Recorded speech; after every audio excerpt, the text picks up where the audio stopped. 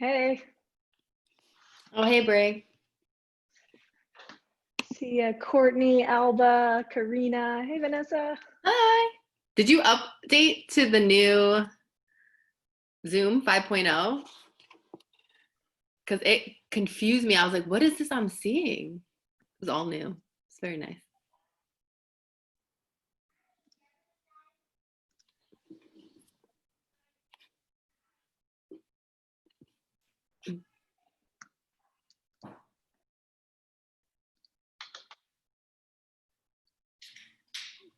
Change my name.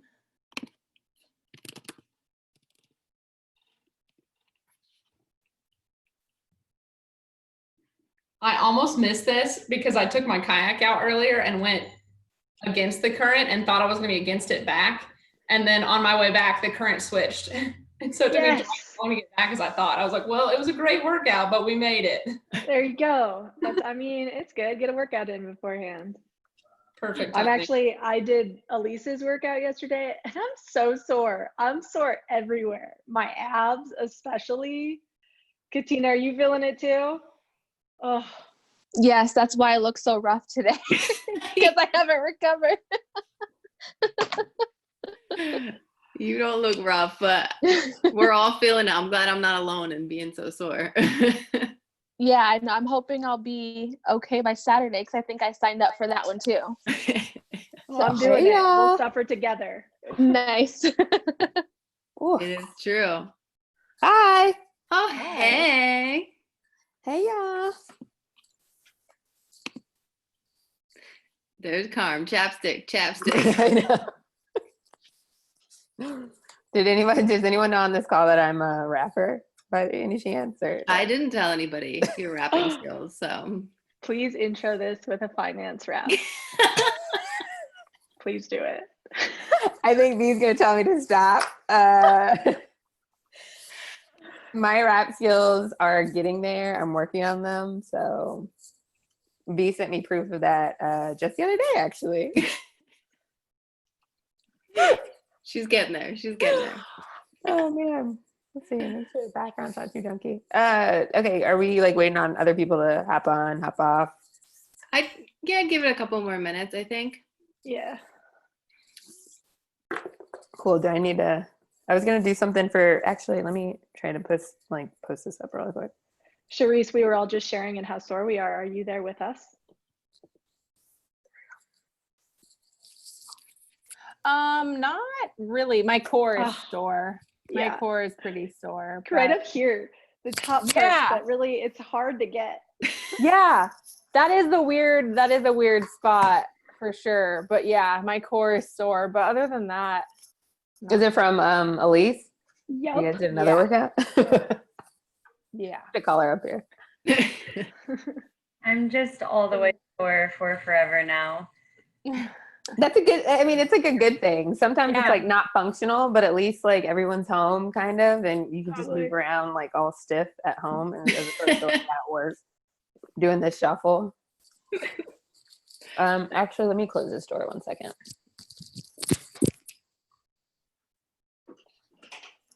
I have someone working on my door. Do you see? Yeah. He says the camera adds 10 pounds.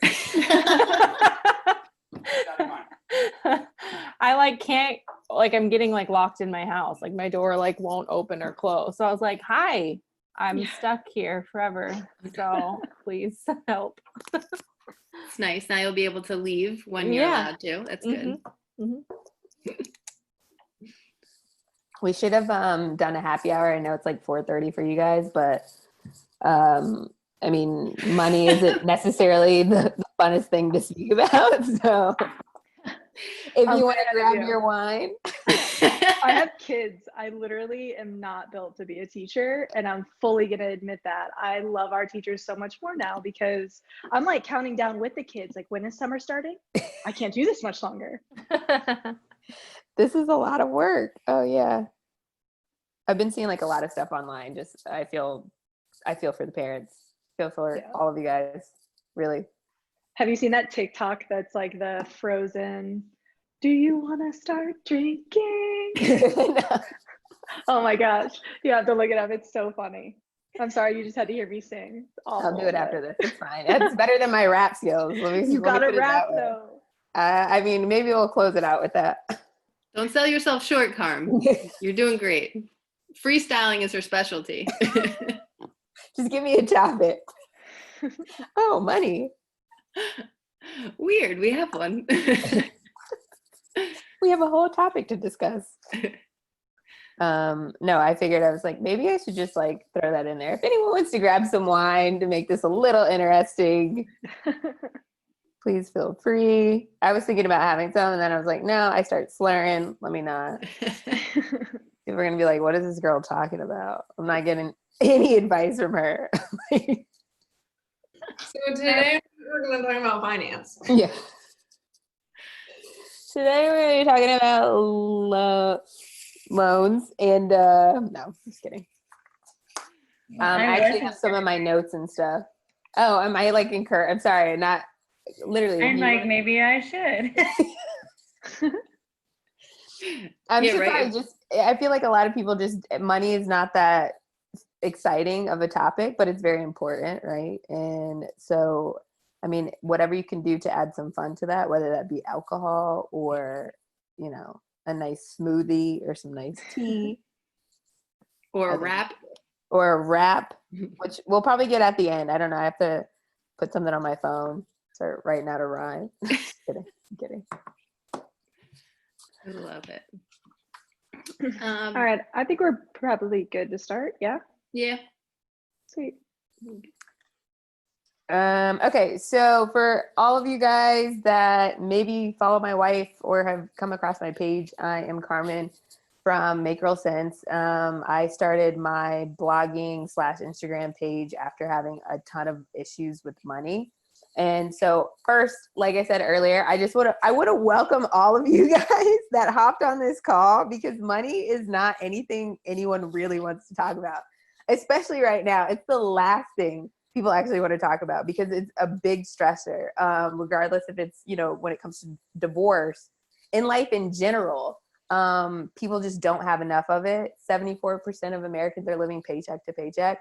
So all of you guys need to give yourselves a pat on the back for, hey, like getting on this and making this a priority on a Thursday night with no alcohol. So kudos to everyone that signed up for that. I think it's awesome that you guys had prioritized this. With that said, I wanted to bust into my debt-free story quickly for you guys, just so you can feel comfortable. This is gonna be like an open forum, I guess. See, yeah. Anyone wants to like chime in, ask a question, like just raise your hand or hit the unmute.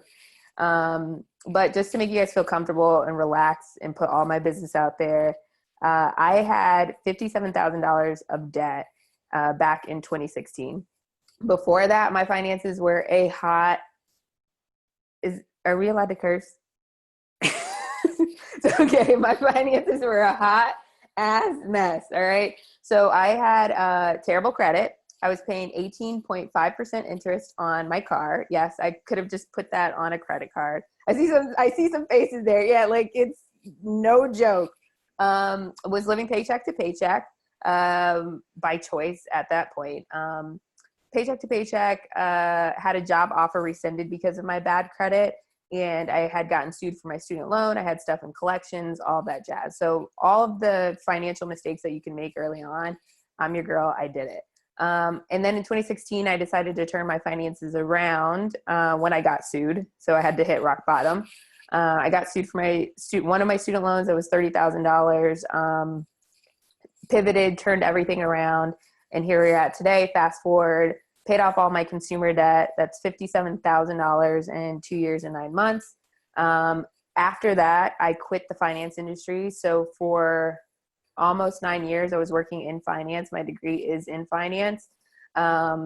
Pivoted from that, saved a bunch of money, quit my job, learned how to code, working in a coding position currently, but now unemployed kind of. We might start working again next week. So that's where we're at. I have been unemployed for the past six or 7 weeks now. But that is my story.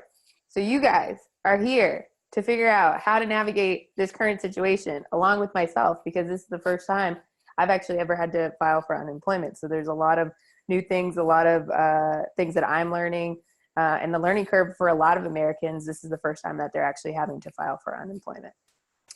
Questions? All right. So the first thing, I don't know, did everyone, if you were eligible for a stimulus check, have you received it? Cool. Now my next question, since whoever I could see on here, I think, let me do the gallery view to make sure I can see everybody. Okay, cool. Have you already used your stimulus check? Oh, we got some no's, some yeses. Okay. So my first thing was just a tip on that is to check your stimulus. If you haven't gotten it, you would go to get my payment. www.irs.gov, get my payment for just information on where the status of that check is if you haven't received it. And then there was I was going to give some information around that, but everybody seems covered. So if you haven't used your check, do you know what your plans are for that check yet? Anybody can hop in. I plan on putting mine towards credit card debt. Okay. That's an excellent idea. And the only reason why I asked is because for everyone that's already used it, sorry, this advice won't apply. But since we don't know how long this economic situation is going to be going on, we don't know when a vaccine will come out, sorry, for this. I'm like at a loss of words. When a vaccine will come out for this, it might be in your best interest, if you don't have an emergency fund set up in place, to go ahead and hold that and earmark that for an emergency fund rather than trying to tackle or put it towards debt at this time. So for the stimulus check, just because it allows and gives you some runway, right? So when I say an emergency fund, right now, that's the most critical thing, because some of us will be relying on unemployment, unfortunately, and that's not going to be able to cover all of our bills. And two, it's just important to have that in place. It's a good structure, regardless if you're trying to tackle debt or save more money. The emergency fund is exactly built for this time. So if you didn't have one prior to this, now you're understanding why it is so critically important to put one in place.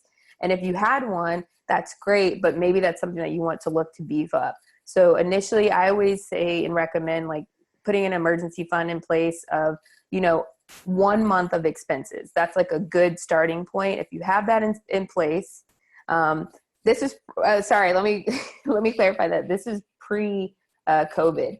So you'd have 1 month of expenses in place. And then you can go ahead and tackle debt, do whatever you want as far as your goals are concerned. But now, peeling that back, I'm now advising a lot of people to aim to at least put 3 months of emergency fund in place. So that's 3 months of bare bone living expenses. And how do you figure out what your bare bone living expenses are? Easy.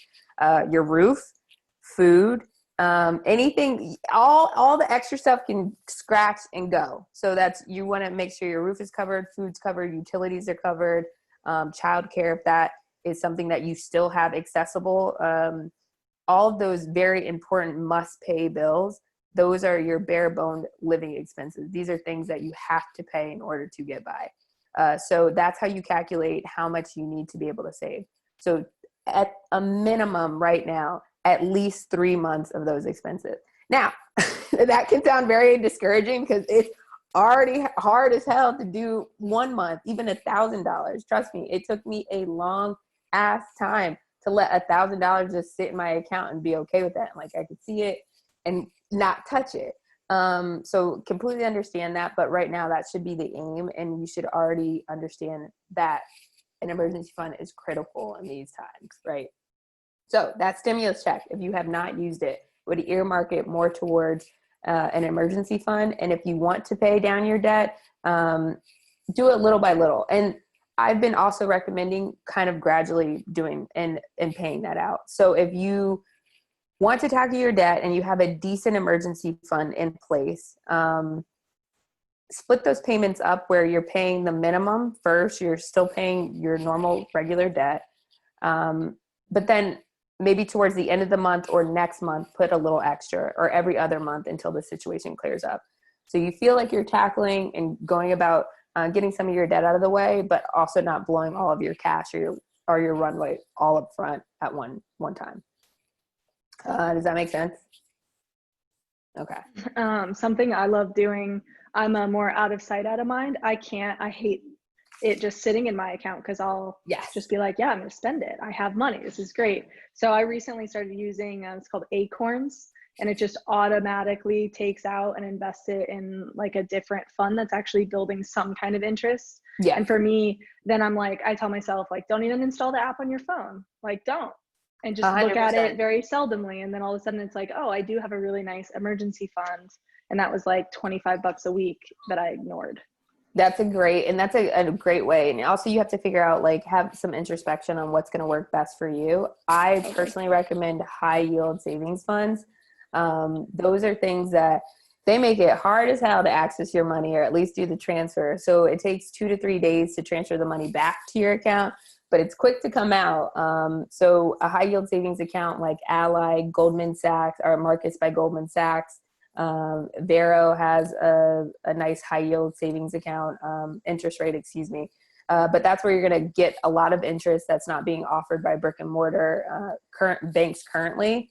And it's a safe haven for your money, because it does take a little more time to transfer that money. And I like that point of just not even downloading the app. So you can just do it via the web on most of these things. And it takes roughly 5 to 10 minutes to open up these savings accounts.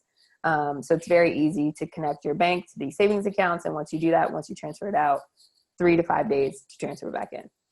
I kind of do the same thing. I have my like savings account money at a completely different bank. Perfect. I know that it's going to be so much harder for me to transfer that over. So once that goes in that account, it doesn't exist at all.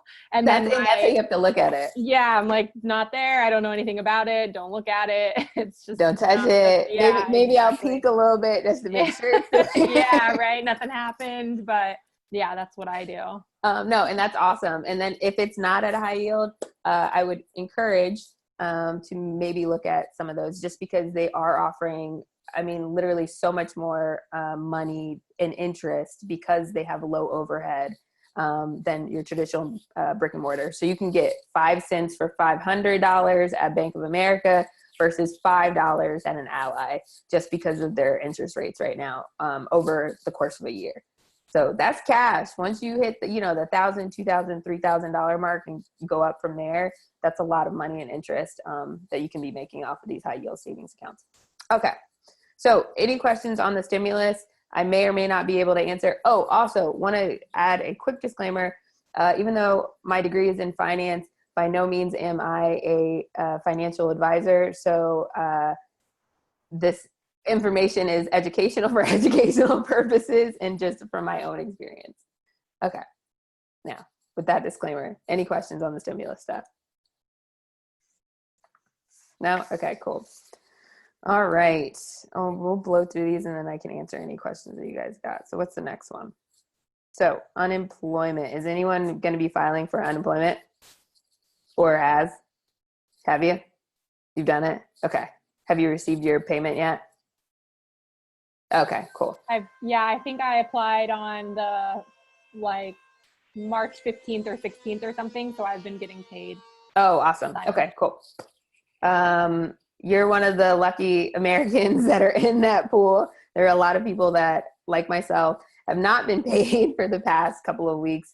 So we're still waiting on that, but I want to make sure I address any concerns or anyone thinking that I don't know if I'm eligible for unemployment. Should I apply for unemployment? Basically, my answer is yes. If you think you can qualify or you're not sure if you're eligible, just do it. You never know, one, how long the process is going to take. Two, they're going to have to, in most cases, they may make you prove whatever, you saying that there's a loss of income, especially if you're a gig worker, so on and so forth. So just do it, especially if you're not sure.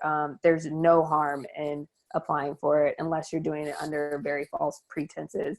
But if you are unsure, I say go for it and do it anyways, because you don't know how long the processing time is going to take.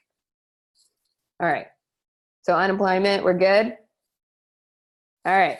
Next thing. Let me make sure. Okay. Calling your lenders. So for everybody on the call, if you have student loans, that is suspended. Federal student loans, so federally backed student loans, that is suspended until September of 2020, payments for that and interest. You won't be getting, you don't have to do anything if you have a federally backed student loan. The good thing about this is they're going to be reporting these payments like nothing has happened. So you don't literally have to do anything on this. Now, if you have a private student loan or what seems to be a federal loan, but it's not, so like a Perkins loans, you may have to reach out to them specifically to see if you can have, or if you have any access to any repayment programs or hardship relief during this time. What's the next thing? Calling lenders. Credit card companies.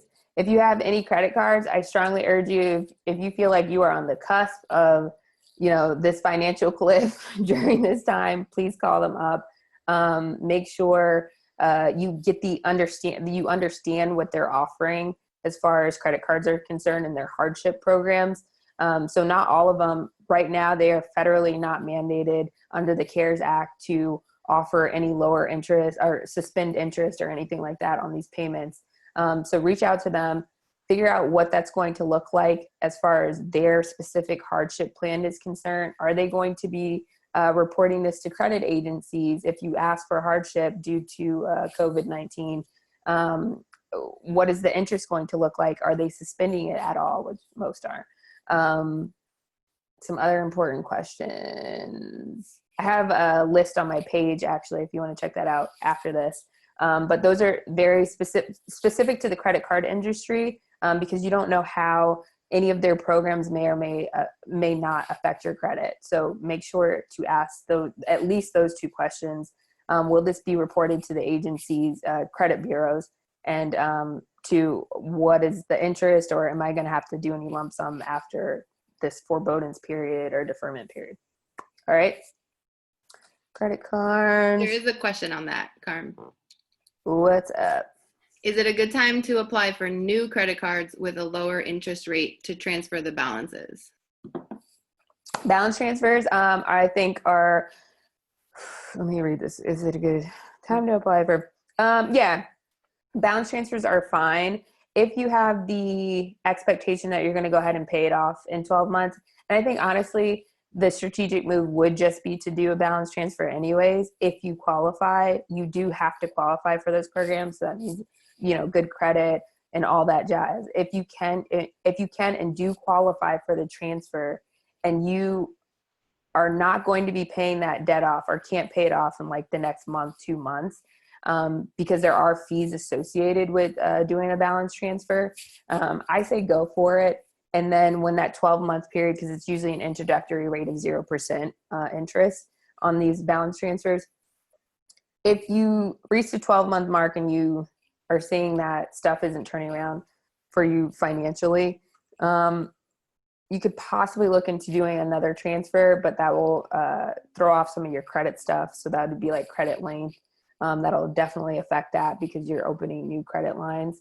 But to answer your short answer, I say I don't think there's any issue with trying to open a new line of credit right now to capture a low interest rate, especially if you are in a tight position as far as money is concerned.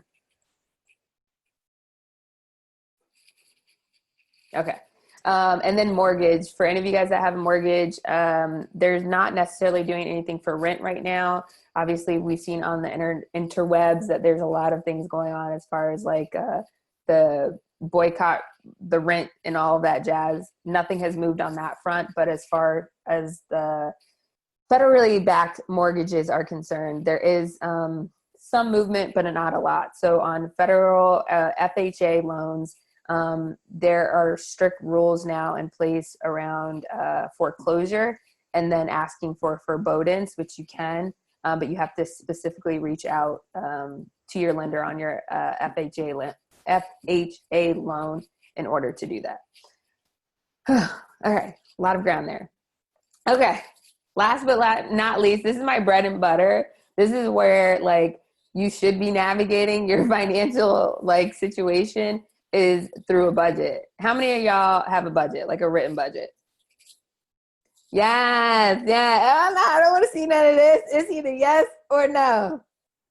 What are we doing here? No? Okay. All right.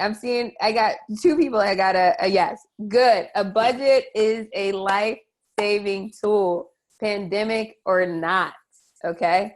And I just wanted to like hop into this and then I can answer. Ooh, I got one. I like that. I like that. Anybody that has a budget knows that it is a great financial tool to get you set up for whatever you're trying to do. My favorite type of budget is called a zero-based budget. There's all kinds of budgets, but I'll talk about the zero-based and then something that is easier for people that don't really like the numbers and find this very boring. I'll do like the bucket budgeting, which takes a little more work to like set up, but it will set you on your way. Zero based. So when you get that paycheck in or you get that unemployment check, what you do is you take that take home pay, that take home number that actually gets deposited into your bank account, and you list out all of the categories that you spend your money on. Sometimes people know this off the top of their head. If you don't, I would go back and do a month look back on your bank statements to see exactly what you've been spending money on and start categorizing that. So if you see food or takeout, personal care, like hair stuff, getting your nails done. I mean, the past month, obviously this is slowed down, but this is how you would actually start figuring out what categories to put on your budget. So you have your take home pay at the top. You start writing out all these categories. I don't care if it's coffee. I mean, you want to get as granular as possible.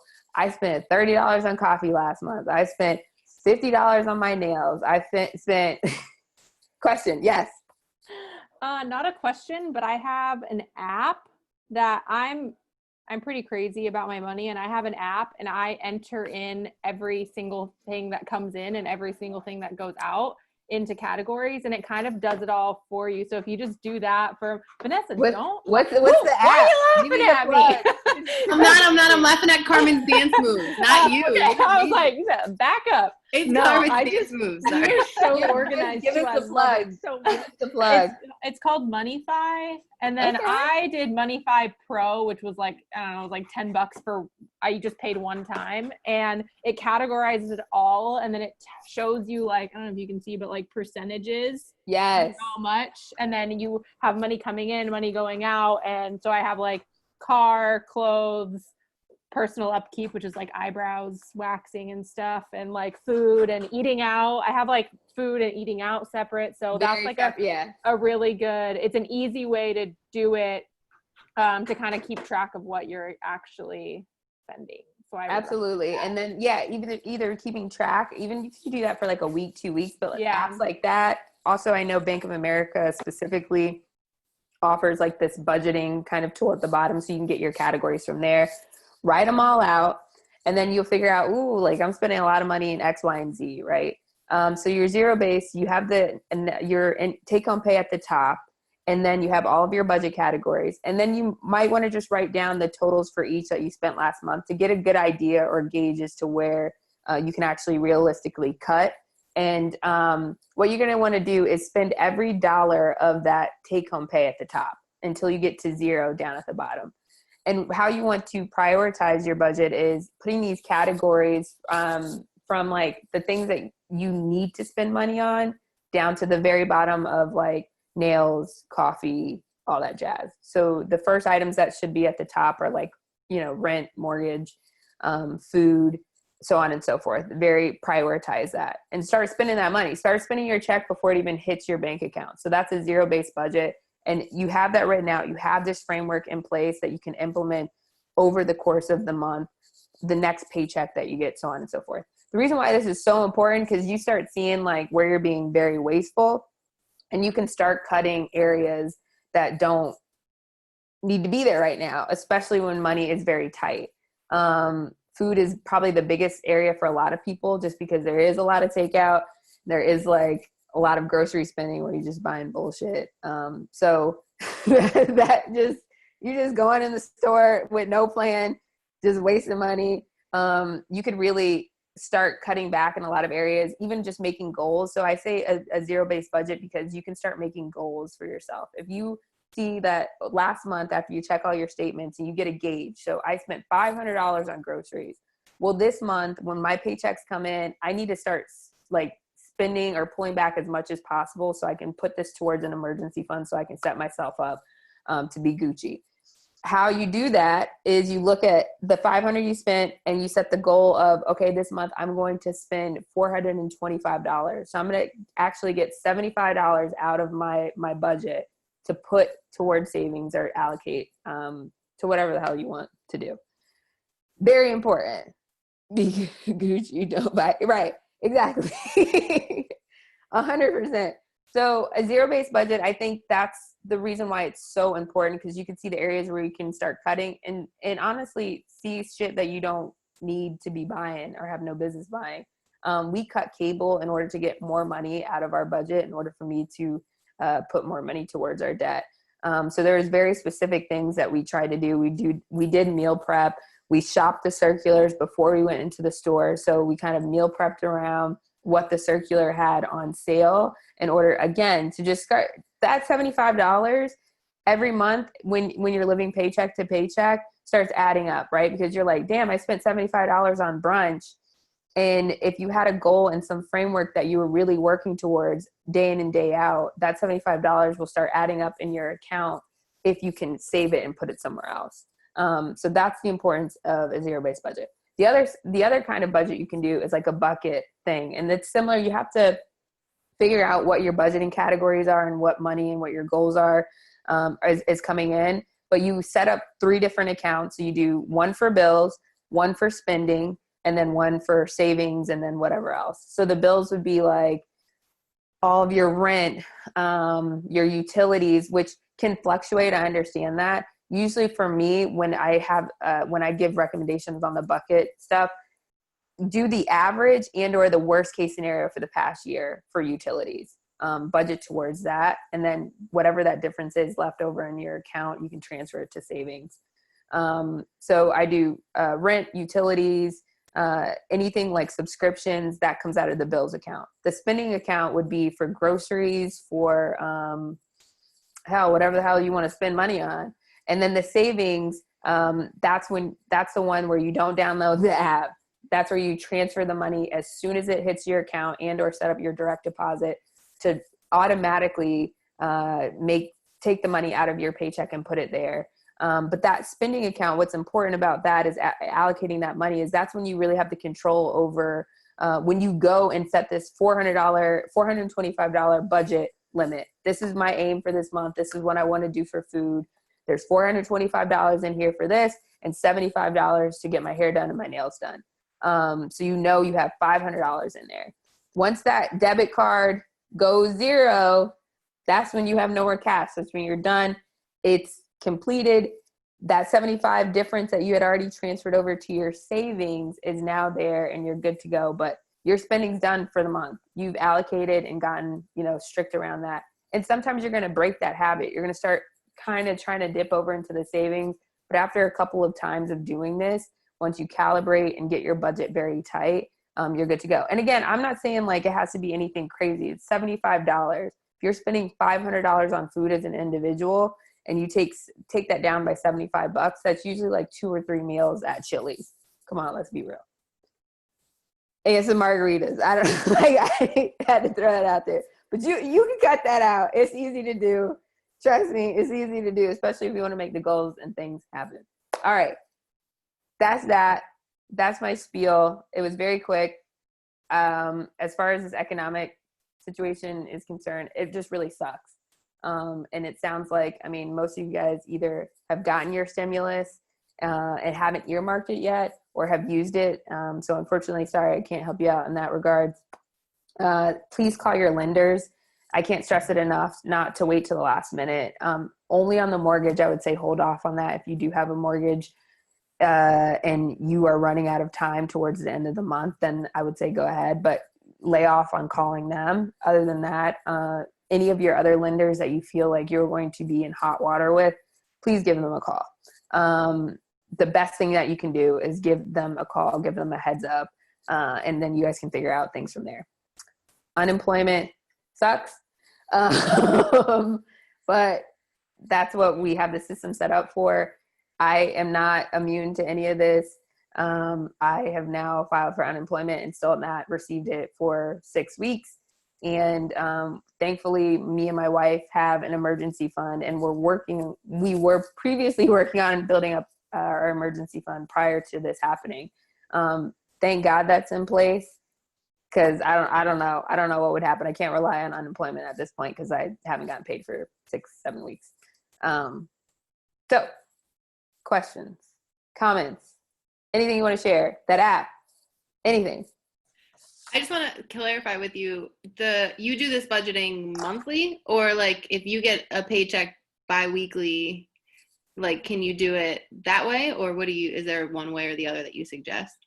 Yeah, so I do bi-weekly just because that's how I get paid. If you're like freelance or gig worker, actually, let me first go back to the bi-weekly. So I do bi-weekly, and then I have like a monthly overview. And usually I budget, this is like a little detailed, but how do I put this? Prior to this, I would budget like rent, because I felt like my job was stable. I would say like rent or mortgage would be split half the cost, so it didn't exhaust one paycheck. Because some people budget like that, right? So they'll take all of their mortgage or all of their rent out of one paycheck, be left with like $50, and they got to figure it out for 3 weeks. And then that's when the float starts and everything like starts getting messed up. Personally, my budget approach to that, which I was seeing with other clients, is doing that split. It's easier to make up the ground of like, say, $200 if your next paycheck doesn't come through, as opposed to like having all of your money taken out and you're trying to figure it out for 2 weeks because you're only left with like $50 or $100. And that's how people start going into debt and all that stuff. So I do a bi-weekly, but I have like a monthly column that I look at. So I'm just to make sure I'm not wilding out and just spending $700, $800. Like I'm budgeting each paycheck, but I don't want to end up spending $800 on groceries in a month. For an individual, that's ridiculous. Well, for me anyways. So that's how I do I do it bi-weekly. If you are a gig or freelance worker and your money comes in frequently, I suggest doing a bare bones budget. That's, again, where you would basically put down all the items that you must pay, and you budget towards your worst month for an entire year. So look back the past 12 months, the month that you made the least amount of money, that's what you need to prepare for, and always budget towards that. So make sure your rent, that amount, so that would be your take home, your worst month. You want to budget, housing, food, utilities, all that jazz in that same manner. And then usually there's a cutoff with the bare bones, like all of the wants and nice to have. So that's like the cell phone and all that jazz. Because at the end of the day, that can get cut off. If push comes to shove, that can get cut off. But that's what I would suggest for freelance and frequent paychecks. Some people like to do monthly budgets. I personally like the bi-weekly because it just makes I can see it and conceptualize a little bit better than being so broad. Because then that's when stuff like starts getting a little hairy. So.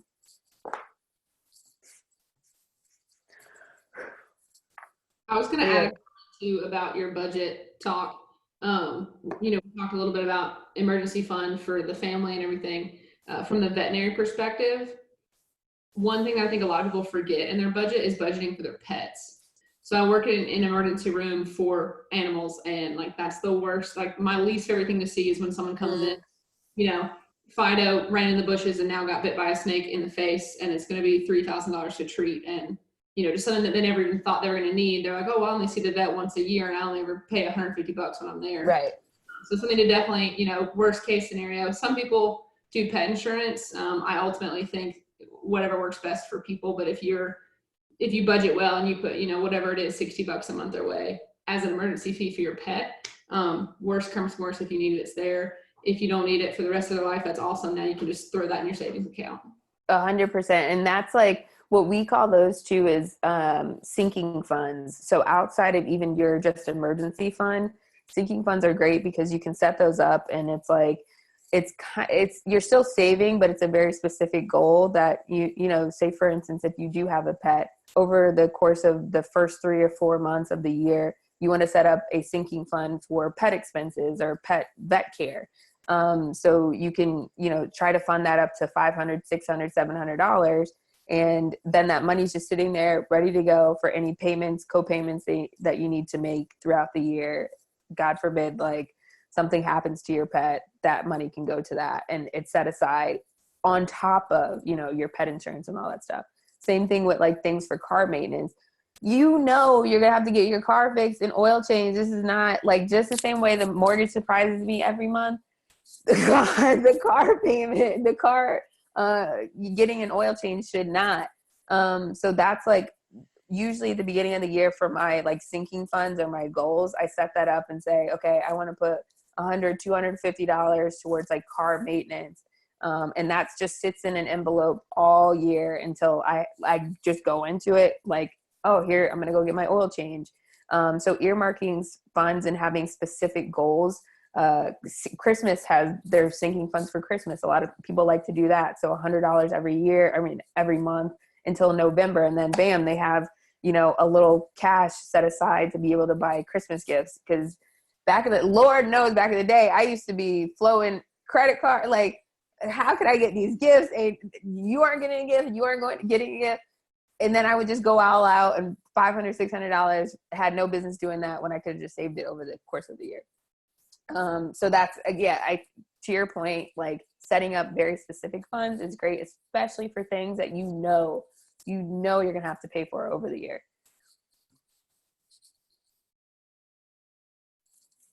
Ooh, out of breath. Sorry. Any other questions? I have a quick question. So when you were talking about getting out of debt over a couple of years, what did that look like as far as paying all that off, or what kind of strategy did you use to get that paid off as quickly as you did? Great question. So income, I like to definitely say income helped with a lot of that. Like, I can't even front about that. And I also tell like all of my followers, like, look, income plays a big factor, especially when it comes to large amounts of debt, because it gives you a big shovel. If you don't have a big shovel and you have high expenses, you're not going to really be able to get anywhere very fast. So my first thing is like income definitely just played a role. I make good money up here. And that's why I said by choice, I was living paycheck to paycheck. Prior to living in New York, I was making $50,000 a year, still making great money. In Florida, that's when I was still living paycheck to paycheck by choice. So I've run the gambit of like, you know, as far as income is concerned. When it comes to tackling debt, there's been a ton of people, even teachers that I've seen that I personally follow, that have paid off $100,000, $75,000 on much lower incomes than I personally had to be able to tackle this.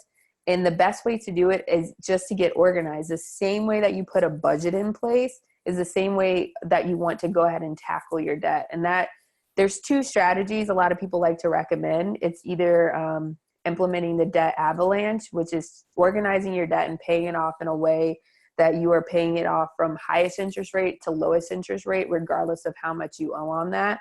And that is the most mathematically sound way to tackle your debt because you're tackling the interest. The other way is the debt snowball, which is set up for personalities that like small wins and can keep that momentum going, which is important because tackling $57,000, $10,000, $100,000 worth of debt, it's not fun and it's not glamorous, and it sounds like a short period of time, but Lord knows it's hard to keep a habit for 60 days going or develop a new habit. So being on a very strict budget for 2, 3, 4, 5 years takes a lot of consistency. So the snowball is tackling your debts from smallest amount owed to largest amount owed, regardless of the interest on that debt. So that would be like a $300 credit card. And then next you want to tackle that $1,000 account, possibly in collections. And next you want to tackle that other credit card that's $3,500, regardless of the interest on that. And that's how you organize it. So what you do on both of those methods, whichever debt comes first, you pay as much as you can to that debt while paying the minimum on all the other debts. Once that first debt, depending on what method you pick, is paid down, you roll all that money that you were paying into that debt to the next debt, and so on and so forth. So that's when it becomes the avalanche or becomes a snowball. Whew, sorry. And to answer your question, when I got sued, I didn't have no money. I had like less than $3,000 in my account. My loan that I got sued for was $30,000. So I was on a track to try to tackle my debt with the debt snowball. But that all shifted when I got sued, and I had to come up with as much money as possible in order to pay that debt back. And what I did is that took me a year and a half. And that was saving tax refunds. I stopped contributing to my 401k. I got a bonus during that time. We kept our rent under 25% of our take-home pay. So we were living in New York at the time in a rent stabilized building when our incomes didn't necessarily mean that we needed to, if that makes any sense. Like we could have gone to a nice, like high rise with an elevator, but we were on a 4th floor walk up. We had a roach infestation at one point. Didn't have laundry in the building. So we were going 2 blocks, whatever way. It was a mess. Long story short is keeping that rent low, our expenses low, helped me put as much money as possible towards my debt. After I was finished getting sued and got that loan out of the way, I started back with the debt snowball. That's how I implemented it. You mentioned the 401k for a second. Do you have any specific opinions on like a Roth versus a regular IRA in terms of putting money away for the future? So it's all depending on like, I think Roth, if you qualify, it's great. It's a great tool because we don't know what interest rates are going to look like in the future, right? So you might as well, put as much money as you can to that. It's a tax advantage account. I actually just spoke about this on my Instagram today. It's a tax advantage account because your contributions, while they are made on a Roth, are after tax contributions. They grow tax-free should you not violate any, early withdrawal and do all that stuff. There's some penalties around that. But that grows tax-free. There's a limit on that. So if you can max that out, because again, in the future, you won't know what your interest rates are going to be. That's going to be great. I mean, however much money that grows, when you withdraw that at 59.5, you're Gucci. Don't buy Gucci though.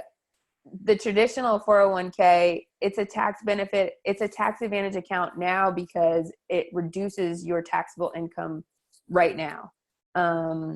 But at the time of withdrawal, you're going to have to pay taxes on any of the gains. So it's just a matter of preference. I personally, and a lot of people, I think, feel me on this one, Roth first, if you can max that out. And then whatever your 401k or your traditional IRA leaves you with. Great question. I'm not sure if you covered this already, but I know you're talking about budget and things like that, but what do you think is like the best and like, I guess, most effective and quickest way to raise your credit score? If you've not covered that yet. Oh yeah. Quickest way, if you know somebody with good credit and is willing to put you on, that's going to be it. I mean, to be honest, so it's getting added as, the quickest way is getting added as an authorized user to somebody that has a long credit history, that has been in good standing, hasn't been messing up their payments. And sometimes people are a little weird with that because, say, for instance, it might be your parents that you can access and say, hey, can you add me as an authorized user? And they're like, no, I don't want you messing up my credit. You won't have access to that unless they have a card sent to your account or your place, your residence. And I say that the best way, it's a really good way to actually even have temporary stuff too. And this is for anybody on the call. If you're like, damn, I need to move and I need to qualify for this apartment and I'm not going to, you can have your parents or somebody that has good credit add you as an authorized user. You gain access to that full credit history, for a couple of months, qualify for that apartment, and then they can take you off, which will affect, your score, especially if it's raggedy already. It doesn't really matter. But that's the quickest way to do it, is getting added as an authorized user to someone's account that has a good long credit history, good standing. The next way is basically, it's very rudimentary. It's paying your accounts on time, looking at your credit report and trying to clean up anything that you can on that. And then also even applying for a secured card, but a secured credit card you have to actually put money up for. Those are the quickest ways to kind of get your credit up. The number one is always going to be the authorized user route. Second is just, cleaning up your credit, just looking to see if you can dispute anything. Those are temporary fixes sometimes because they'll end up taking it off and then putting it right back on your credit report.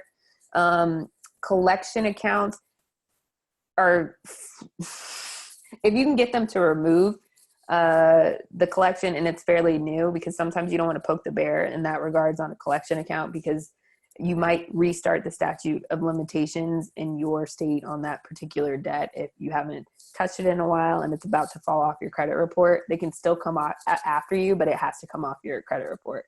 I'm just trying to think of other ways. Authorized user, cleaning up your report, really, and then just paying stuff on time, not doing a lot of hard inquiries, not doing any at all, because that will effectively lower your score. Every time you do a hard inquiry, your credit score takes a hit. Those are the ideas off the top of my head. You said that being taken off of so if went to my parents and I was like, hey, throw me on your account, but taking me off that account will hurt my credit score as well? So I think so. The way that it works is like you have all this access and it looks great, right? And then you get this account removed. It won't hurt your score. It'll just put you basically, if you haven't done anything and you've kept everything the same other than getting access, it's going to put you right back to the status that you were at. Because then all that, the credit utilization, your history, all that gets readjusted and rebalanced again. And if you haven't done or changed anything other than being added as an authorized user, it's just going to go right back to where it was. Okay, got it. Whew. Any other questions? This has been great. I don't know if I got a wrap for you guys or not. Hey, what did you guys discuss in the beginning? I jumped in a little later. What was just the first topic that you covered? Bunch of garbage. No, I'm just kidding.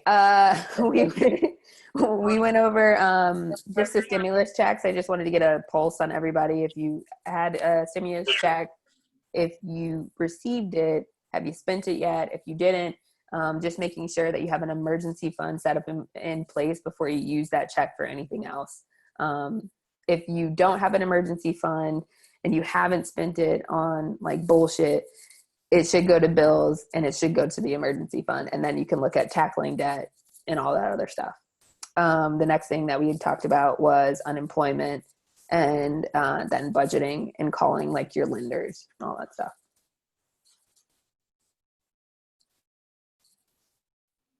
Perfect. Thank you. All right. I don't know. Is there anything else? Just Sandra put in the group that one fund is a sinking fund. Yes. Literally sinking into the ground. Yeah, so that's it. You can set those up on like Capital One or Ally allows you to set up different buckets for savings goals under the same accounts. You don't have to set up multiple accounts to do that, which is really cool. You can make little buckets, so you can be like an emergency fund, and then you can do like your pet fund, and it's like new car fund, maintenance fund, so on and so forth. Some people have some wild shit like mine was quit my job fund, and then somebody had seen like I abbreviated it and put it on my Instagram. They're like, I think I know what that means, and I was like, it's a coworker. The worst person to figure it out. Yeah. Coworker. It's not what you think. Oh. Cool. I guess if there's no questions, you guys can feel free to hit me up on Make Real Sense. If you have any questions, slide in the DM. It's easier through email if you do contact at Make Real Sense. I respond to that faster just because I do get a lot of like just one-off questions. And if I get them multiple times, I try to make that into some content. But feel free to like hit me up if you have any other questions, especially like specifics on like that zero-based budget that I talked about, or like the bucketing stuff, investments. I can't give investment advice. I'm not a registered investment advisor. My personal thing is I do index funds for my 401k. Just throwing that out there. You guys look that up. They're the cheapest thing that you can do for yourself for as far as retirement is concerned, because the fees associated with all that other stuff can be wild. And yeah, if you have any questions, feel free to like reach out. Just be like, hey, I was in the Only Humans thing where you were cursing up a storm and just talking really fast. Let me know though. Thank you. Awesome. Yeah, thank you so much for doing this. This was incredible. So much good information. Really appreciate you. Yeah, absolutely. Absolutely. All right, I guess that's it. I'm going to go get some wine. Y'all have a good night. Bye, everyone. Didn't rap, but Thank it's you. fine. It's fine. Maybe you could rap on. You could do a TikTok and shout it out to us. Since I'll do that. It'll be not so I can get dragged. No. Make it private, because I might get dragged for my rap. They're gonna be like, "Who is this girl we're unfollowing?" Okay. But yeah, all of you guys have a good evening. So proud of you guys for showing up. I know money stuff can be very boring. It can be very overwhelming. But please, if you could do anything, just take one piece away from here today and like take it as an action item. Because it just really sucks to get sued and just not have anything to fall back on. I've been there, done it. It's not fun. So Thank you, Carm. Awesome. Thank you. bye, guys. Everyone. Yeah. Night, guys. Bye.